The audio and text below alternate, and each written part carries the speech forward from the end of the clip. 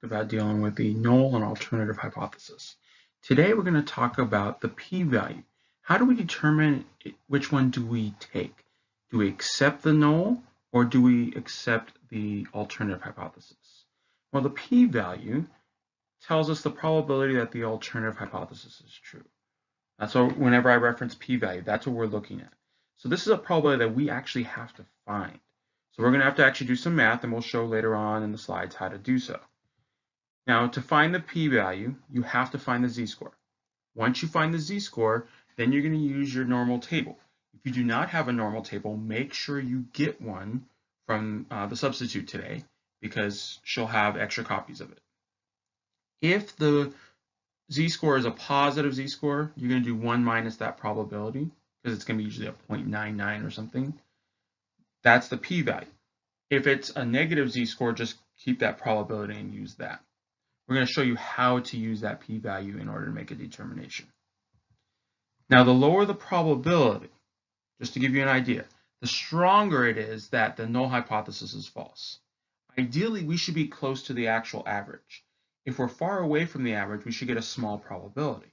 The smaller the probability, the more likely that something is wrong with the original claim. We talked about the claims yesterday. It's something where we want to find out if it's true or false.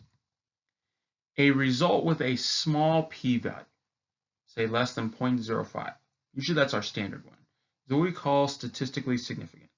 It means there's something going on to where we get something so small, this shouldn't happen.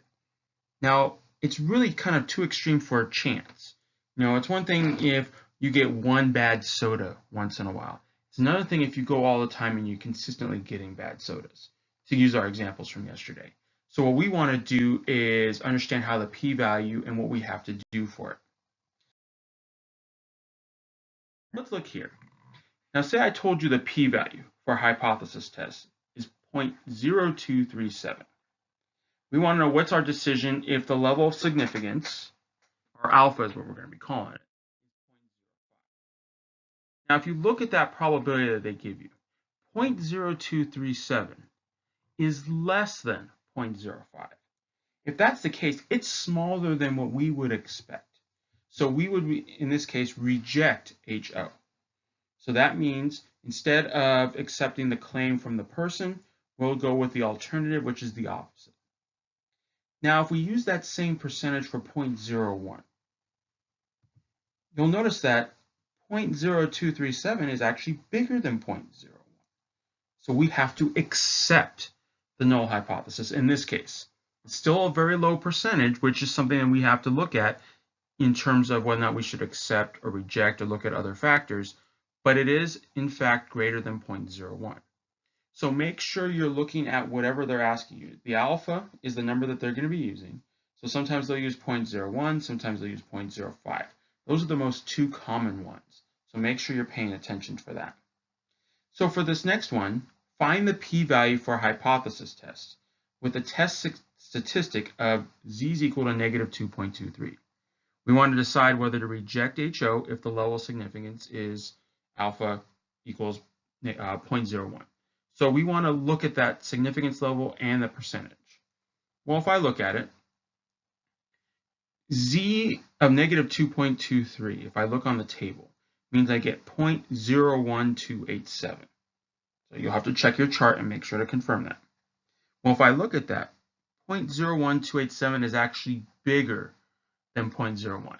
So in this case, I accept the null hypothesis. It's still really close. We probably should reject it, but based upon the standard we've set, we accept. So you always got to check that standard. That's going to be what I'm looking for. Now, if we look at our last example, we says find the p-value for a hypothesis test with a test statistic of z is equal to 2.14. We want to decide whether or not to reject the null hypothesis if the level of significance is alpha equals 0.05. So if it's less than 0.05, we reject. If it's greater than 0.05, we accept. So if I look at it, z equals 2.14 means a percentage of 0.98382. Now, because that was a positive z-score, I got to do 1 minus 0.98382. That gives me 0.01618. Now I take that percentage and I compare it to 0.05. Well, it's less than 0.05. Because it's less than, we have to what we call reject the null hypothesis in favor of the alternative hypothesis. Now, we didn't talk about which ones those were and what that means in the context of a problem, but we'll discuss that in just a little bit.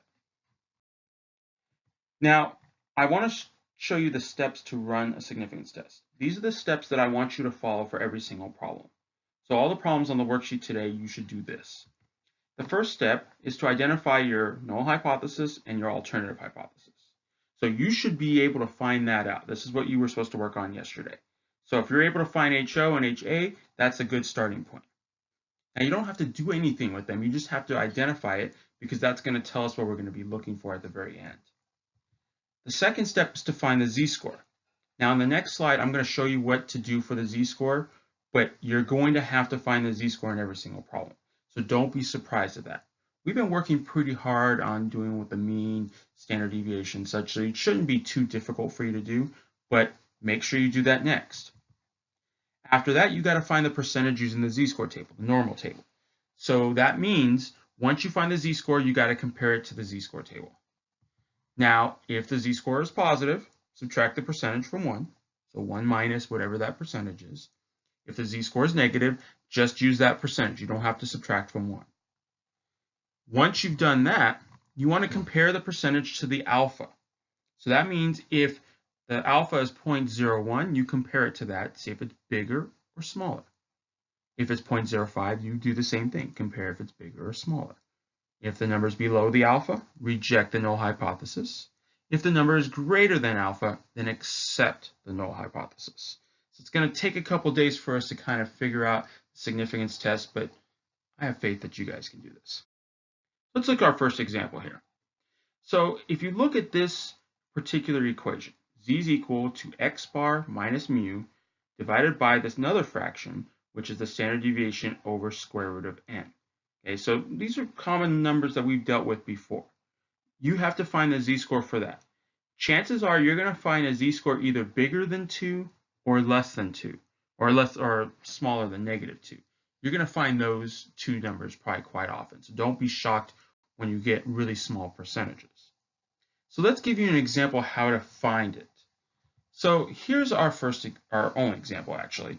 According to 50 yearly measurements of temperature around the world within the last year, the average global temperature was 51.1 degrees Fahrenheit, with a standard deviation of 2.6 degrees Fahrenheit. If the historical average temperature is 50 degrees Fahrenheit, has there been significant change in global temperature to 0.05? We want to know if global warming is happening.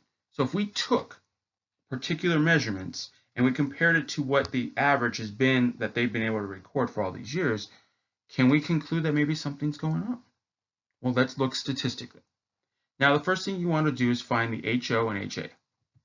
So HO, the mu is equal to 50 because they said the historical average is 50. We want to know if there's been a change, and looking at this, it's if the average global temperature was greater than, so we can go greater than. If you put not equal to, I would accept that just as well. Remember, we're doing the opposite. So the opposite of equals is not equal to. But in this case, I look at the numbers they give us and it looks like it's bigger.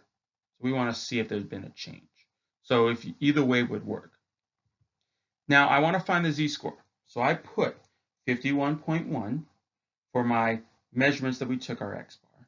50 is our mu because that's what has been historically, that's our parameter. 2.6 is the standard deviation, and since we talked about 50 yearly measurements of temperature, I put 50 under the square root. Now, in order to do the z-score properly, you should do 2.6 divided by square root of 50. Get that number, go to 2 decimal places, then do the top and divide. That's how I get the 2.97. Now, because I've got a big z-score and it's positive, I want to look on the chart. And if I look on the chart, that percentage is 0.99851. Check and make sure I've got the right numbers. Because it was a positive, I do 1 minus that percentage. So that gives me 0.00149. Okay, so that's a pretty small percentage. The chances of that happening when we talk about historical averages, and all of a sudden within the last year it's gone up, says that something's going on. We just don't know what it is. When we talk about global warming, there could be a lot of effects. So that's why statistics really helps us out, saying, hey, wait a minute, we have a problem here. Now I want to compare it to 0.05 because that's the number they gave us. So if I do this, 0.00149 is less than 0.05. Because it's less than, we reject the null hypothesis and we go in favor of the alternative, meaning something's happened. So if I'm a scientist and I see this particular data, 51.1 degrees Fahrenheit, got my standard deviation, got my 50 temperatures, I'm going to say we have a problem here. This shouldn't happen based upon the data. And because it's happened, we have something that we have to look at. So as a scientist, I'll look deeper into some of the meanings. Based upon the stats, I know we have a problem.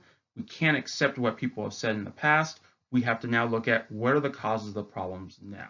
So that's kind of where we're going with these tests of significance. Now, hopefully you've been paying attention to this.